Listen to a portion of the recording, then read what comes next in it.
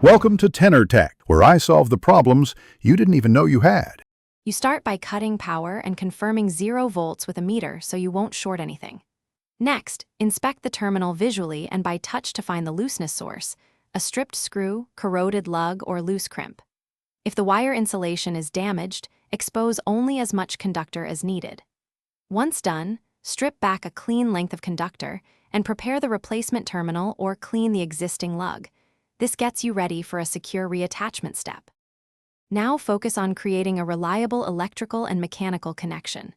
Strip the correct wire length, about 1/4 to 3/8 inch, and insert into a properly sized ferrule or terminal. Crimp firmly with a quality crimper, or solder if that's the specified method. Make sure the joint is shiny and free of gaps. Slide on heat shrink and shrink for strain relief.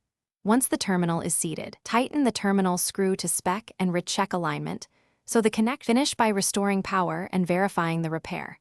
Measure voltage and continuity to confirm there's low resistance and no intermittent contact. Make sure to relieve mechanical stress by anchoring the cable with a clamp or zip tie so normal movement won't reloosen the terminal. If you see heat, arcing, or a high resistance reading, cut power immediately and reevaluate.